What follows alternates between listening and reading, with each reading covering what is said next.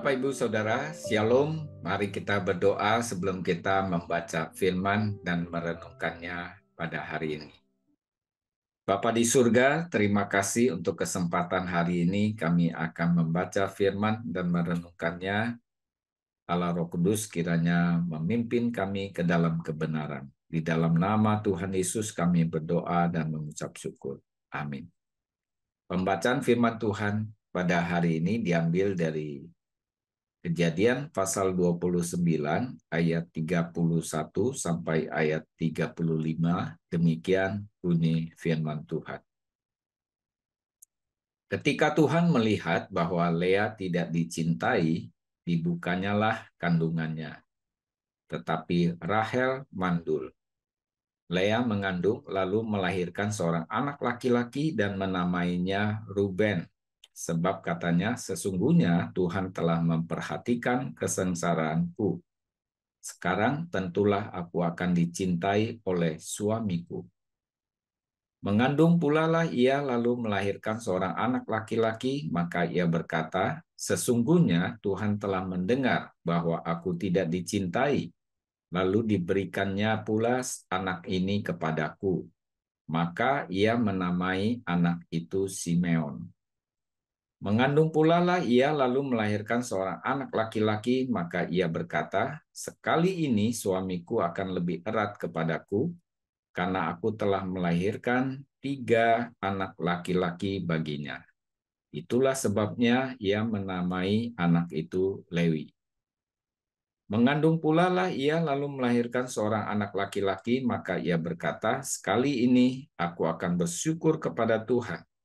Itulah sebabnya ia menamai anak itu Yehuda. Sesudah itu ia tidak melahirkan lagi. Amin. Bapak, Ibu, Saudara, ini adalah salah satu bagian pembacaan firman Tuhan yang ceritanya cukup panjang, berkisah tentang Rahel dan Lea.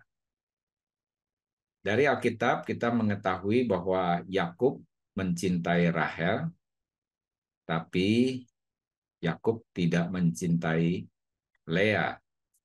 Ketika pernikahan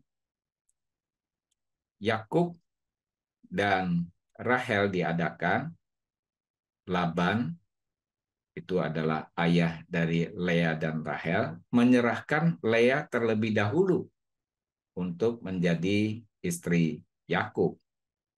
Dan untuk mendapatkan Rahel, Yakub harus menambahkan untuk bekerja 7 tahun lagi. Nah, saudara-saudara, sehingga Lea dalam posisinya sebagai istri yang pertama, itu mengalami pergumulan yang tidak mudah. Setidaknya ada 8 hal yang terjadi dalam hidupnya. Dari nama yang pertama, dari namanya saja Lea itu artinya lelah.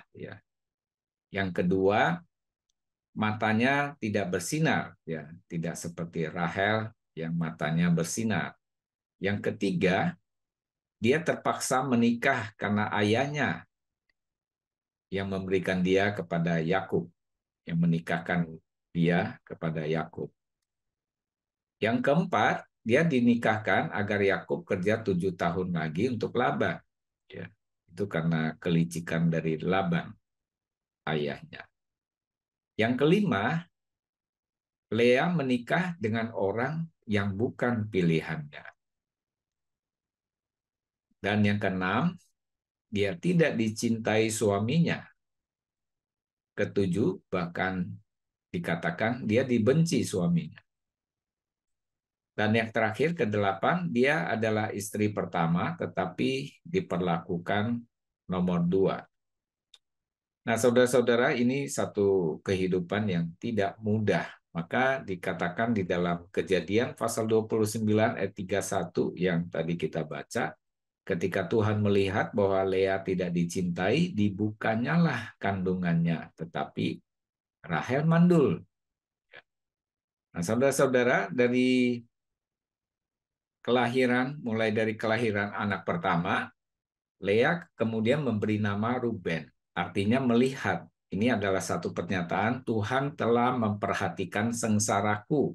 Ya, Rahel menyadari bahwa Tuhan telah memperhatikan sengsaranya. Kemudian lahir lagi anak laki-laki kedua diberi nama Simeon, artinya mendengar.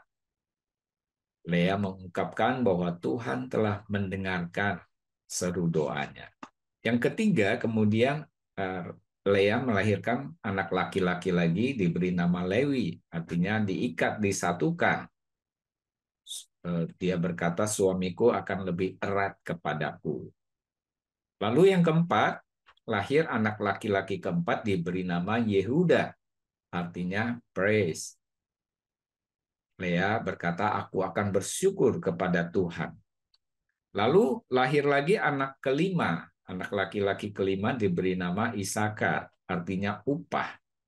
Lea menyatakan bahwa Allah telah memberi upah kepadanya. Kemudian lahir lagi anak laki-laki yang keenam. Dia beri nama Zebulon, artinya tinggal bersama. Lea mengungkapkan bahwa Allah telah memberikan hadiah kepadanya.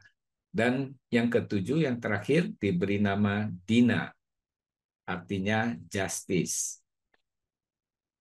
Lea menyadari bahwa Tuhanlah yang maha adil, yang menyatakan keadilan dalam kehidupannya.